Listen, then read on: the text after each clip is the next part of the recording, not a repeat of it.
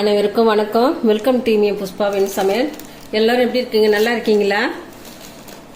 இட்லி தோசைக்கு ஏற்ற தேங்காய் பால் குருமா செய்யலாங்க. 1/2 முடி தேங்காய் எடுத்திருக்கேன். இந்த தேங்காய் பால் குருமா சூப்பராக இருக்கும்.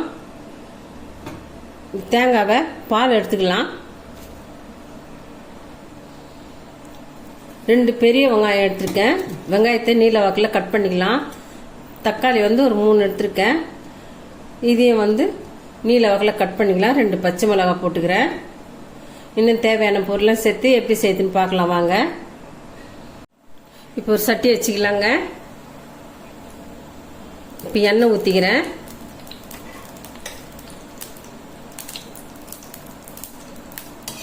ரெண்டு ஏலக்காய் 4 லவங்கப்பூ இந்த எண்ணெயில் போட்டுக்கிறேங்க.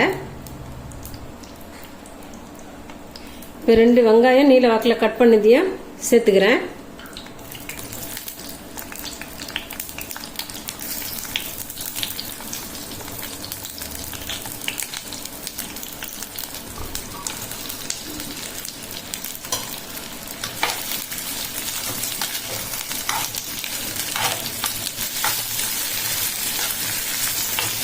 வெங்காயம் நல்லா வதங்கட்டுங்க.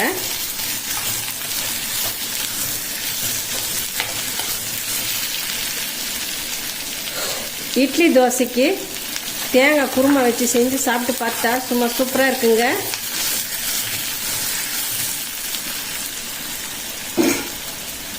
நல்லா வதங்கட்டுங்க. வெங்காயம் நல்லா வதங்கிடுதுங்க. இப்போ பண்ண தக்காளியே சேர்த்துக்கலாம்.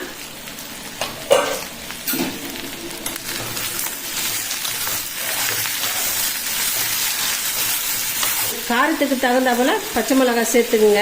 நான் 2 பச்சை மிளகாய் சேர்த்துக்கிறேன்.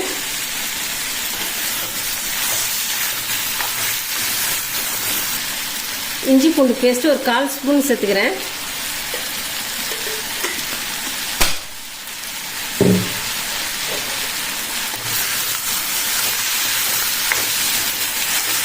இந்த தக்காளி வெங்காயம் பச்சை மிளகாய் எல்லாம் நல்லா வதங்கி வரட்டும்.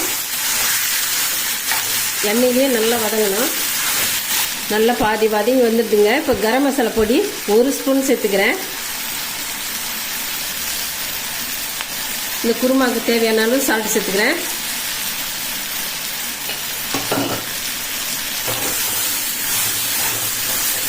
இட்லி தோசைக்கெல்லாம் டக்குன்னு செய்யக்கூடிய தேங்காய் குருமாங்க.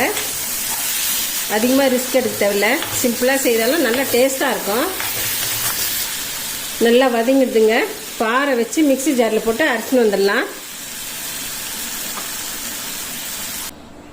வெங்காயம் வதங்கின சட்டிலேயே ஒரு 3 ஸ்பூனு ஆயில் ஊற்றிக்கிறேன். இந்த எண்ணெயில் 1/4 ஸ்பூனு சோம்பு போட்டிருக்கேன். ஒரு 2 கொத்து கருவேப்பிலை போட்டுக்கலாம். அதுக்கு வெங்காய தக்காளி விழுத எண்ணெயில் சேர்த்துக்கிறேன். எண்ணெய் நல்லா பிரிஞ்சு வருது பாருங்க. இந்த நேரத்தில் தேங்காய் பாலை சேர்த்துக்கலாம். திக்கான தேங்காய் பாலை. குருமா நல்லா கொதிச்சு வந்துடுதுங்க. இப்போ நெய்யில் வறுத்த முந்திரி பருப்பை போட்டுக்கிறேன். நல்லா கொதிச்சு வந்துடுதுங்க. இப்போ கொத்தமல்லி போட்டுக்கலாம். தேங்காய் பால் குருமா ரெடி ஆயிடுதுங்க. இட்லி தோசைக்கெல்லாம் ரொம்ப டேஸ்டாக இருக்குங்க. இந்த ரெசிபி உங்களுக்கு பிடிச்சிருந்தா நம்ம சேனலை சப்போர்ட் பண்ணி லைக் பண்ணுங்க, ஷேர் பண்ணுங்க, கமெண்ட் பண்ணுங்க, சப்ஸ்கிரைப் பண்ணுங்க. மறக்காம பார்த்துருக்க பெல் பட்டனையும் கிளிக் பண்ணிடுங்க. தேங்க்யூ.